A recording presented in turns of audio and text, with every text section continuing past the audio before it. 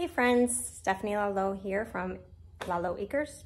I am back and I really wanted to show you my seedlings and how they're looking. It's been a week since I've planted them and I did do a 4-day in update, and now I want to show you how they're looking at a week's point.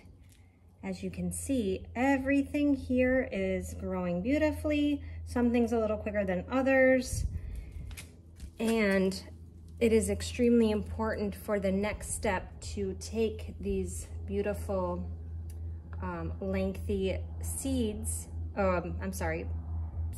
plants, and move them into a larger pot so that they can spread their roots out and flourish and grow healthy and get strong. And that way, when I go to put them in the ground or in my raised beds, they are not going to be set back, especially if I disrupt the root system or if, you know, in any way that I may affect them when transplanting. So I personally feel that it's very important to move on to this next step. And this next step is transplanting them to, I would say, the next stage pot. I have different sizes here, even down to large pots here, which may be for like already grown products. But since I started from seed,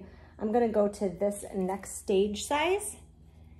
And I would say it's probably maybe 1/2 to 3/4 in diameter larger than the soil blocks, and that will give it opportunity to grow and spread out its roots a little bit and really strengthen itself.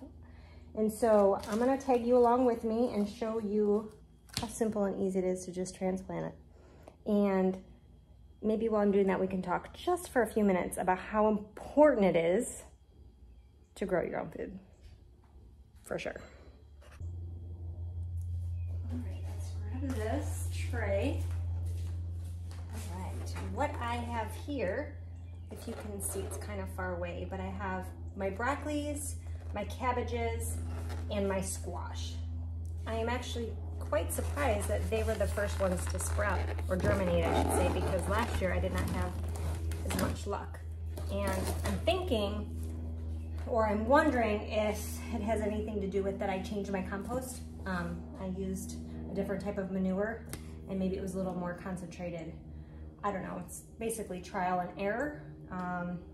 Every year I do notice things grow better. They're, especially when they're in the raised beds or the garden ground beds, things start to grow a little bit better over time because I think it's the nutrients and depending on what you're adding, if it's fertilizers or anything else of that nature as well.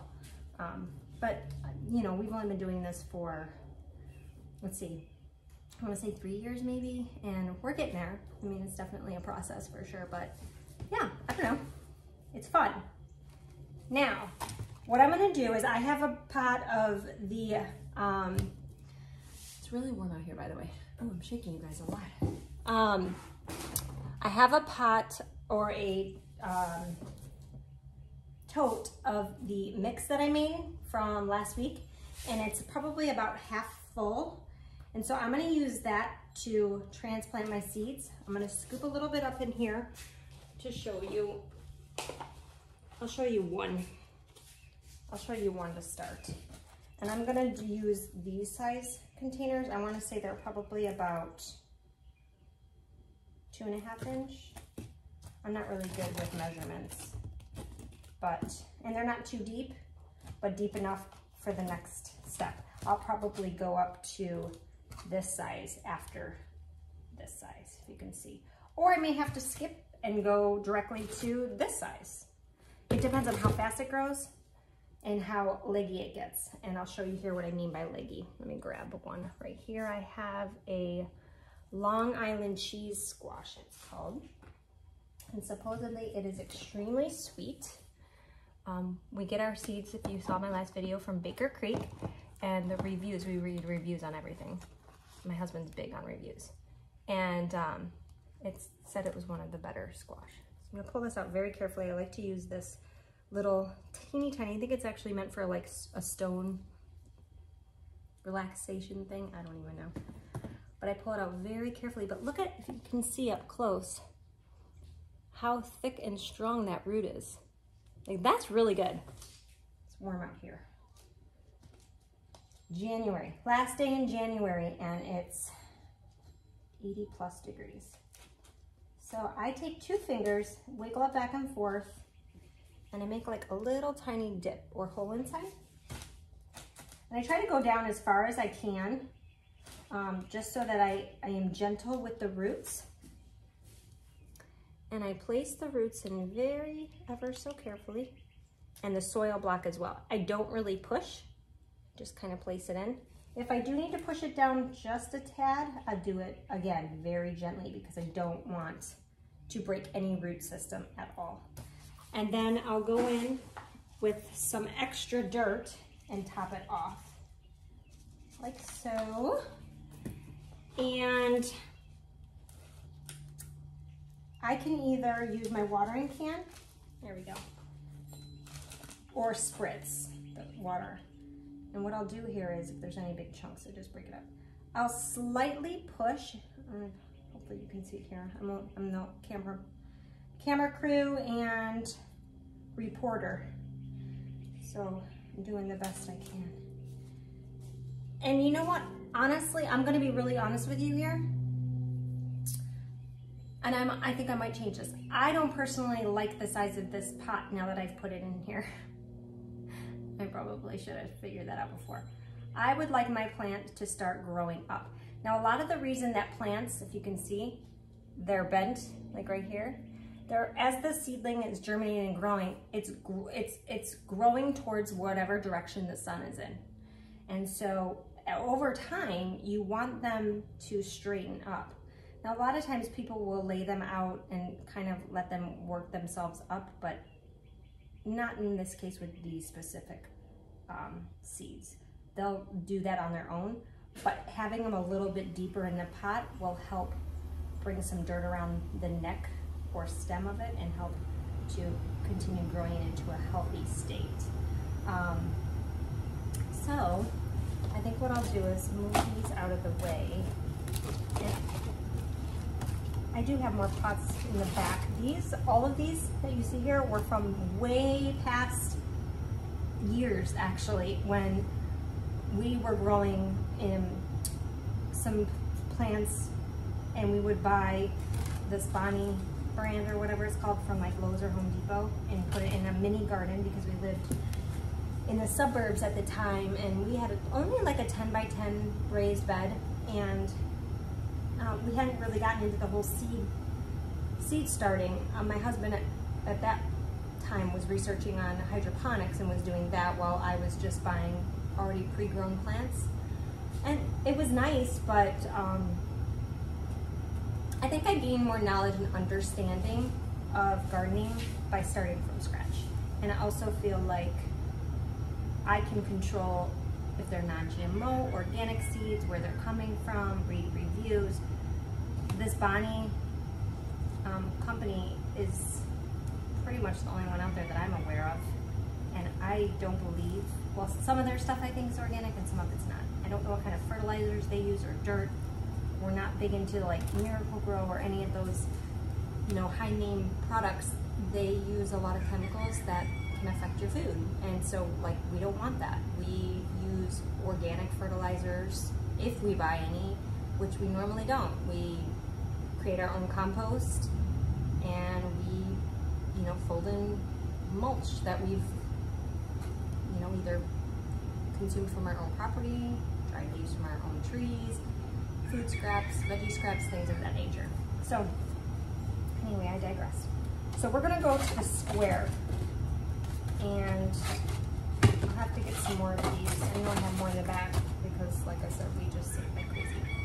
So I'm gonna put it between my 2 fingers here, and I'm gonna flip it over super carefully. See, because the moisture is still in the dirt, I'm going to hold it and scoop a little more up. I think that's good just to give it a little bit of dirt on the bottom. I'm going to slowly plop it in, and then just gently, I'm not even touching the roots, gently push it down. I'm not, you know, jamming it down in there, but I want the dirt to kind of stick together a little bit. And then I'm gonna do what I did on the other one, and I'm going to sprinkle or top off the rest. And then I'm gonna do the same thing before. I'm gonna spread out the dirt gently, push it gently around the stem. And this I like better. There's still some growth or height to the stem so that it continues to expand and the roots can spread, but also it's helping it straighten out a little bit. I don't claim to be a professional, and I know that my vocabulary is probably very wrong, and I could be telling you things that some of you on here who are professional that you're probably laughing about, but this is what works for us. And I try to learn from my mistakes in the past and move forward and do better. So there's one, and I have 4 of that kind. And so I'm going to do this, and y'all don't have to watch me do all these plants, and you can see what the final product looks like when I'm finished and how I organized. And let me just say one thing. Grow your own food. It is so important to be able to know how to plant seeds, germinate, grow your food, harvest, cook, ferment. I know I'm using a lot of techniques and words, but life is changing and the cost of food is expensive, and they keep talking about more and more shortages and all these issues with eggs now and chickens and meat, and it's like one thing after another. And you know, I'm super big fans of Off Grid with Doug and Stacy, and if you get a chance, go over and check them out, because one of the videos they did, or a live they did yesterday, was really important and talked about how important it is to grow your food and to know how to, you know, hunt and catch your own meat, or do just, even if you don't have the space and it's on a smaller scale, being able to know how to do these things in the event that, you know, times just keep getting tougher. And, you know, also, they're putting a lot of chemicals and things in our food that we're not aware of. They're putting antibiotics, and if it makes the animals sick or it reduces the quality of the produce, then imagine what it's doing to you if you're consuming it. So that's just my 2 cents. Well, let's get planting.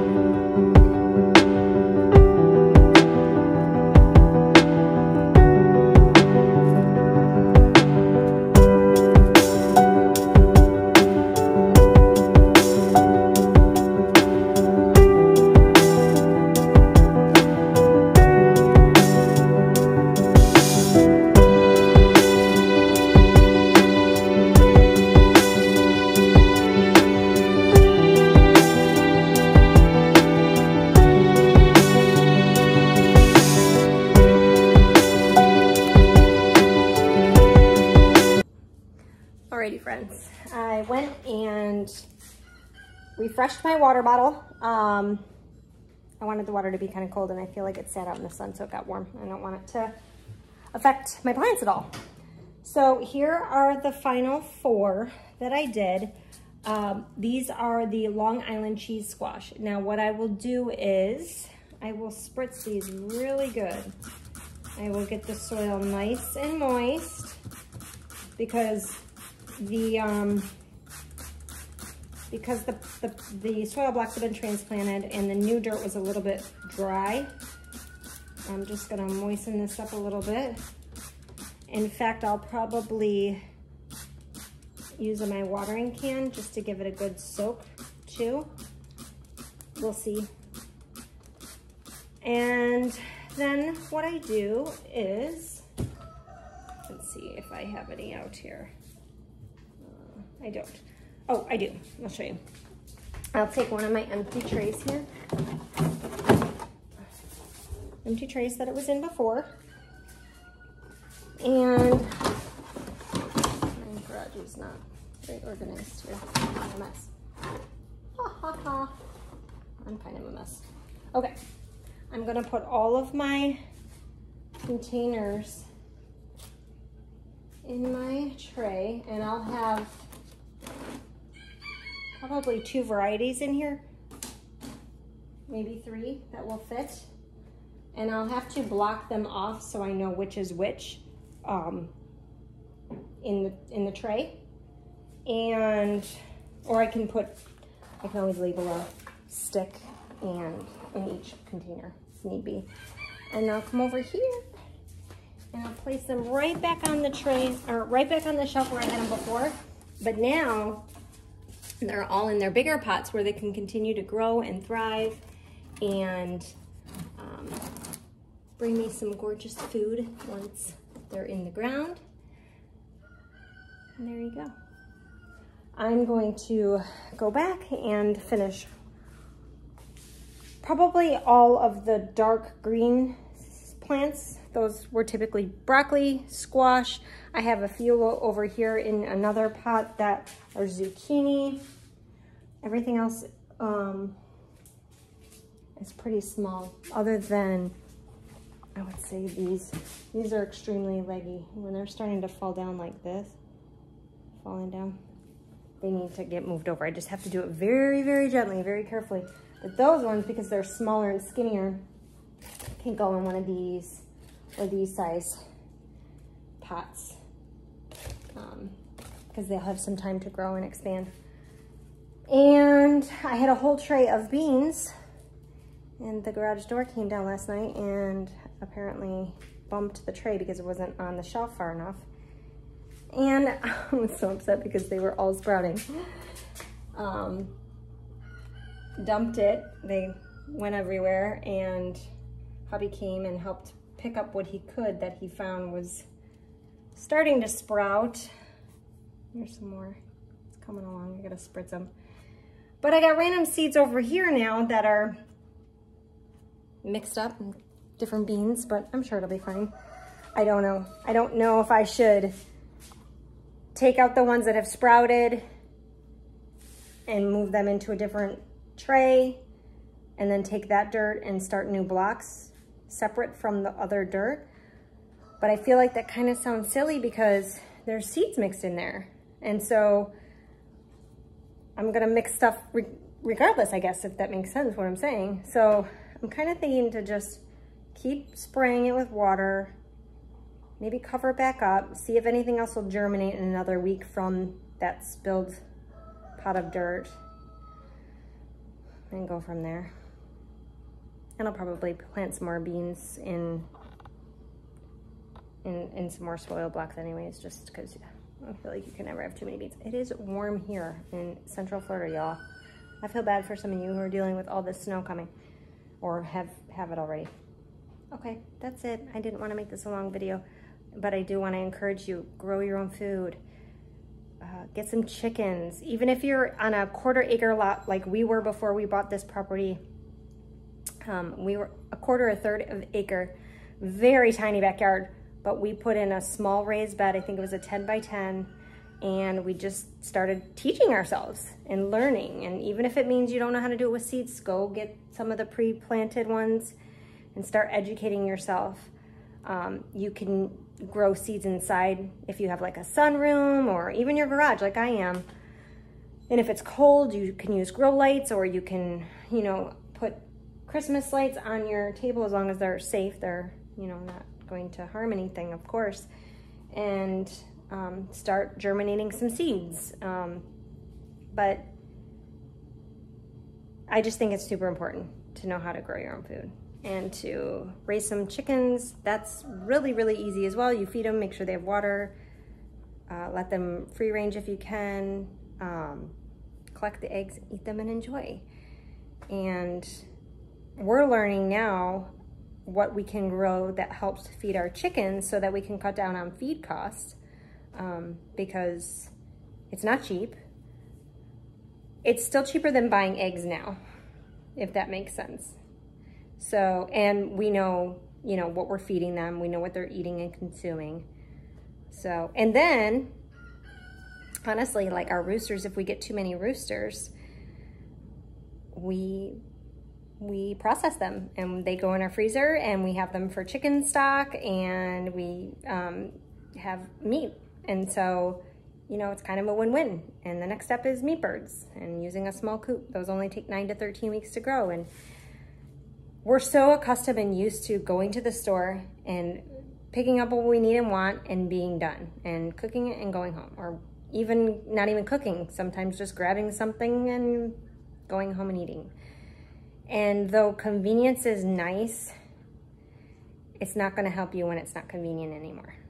And there's so many people that are sick too. Like, it's just terrible the amount of health issues there are out in this world and our country, really. I mean, with the amount of sugar and hormones and things I can't, you know, necessarily say on here, but, you know, they're just, it's not good for us.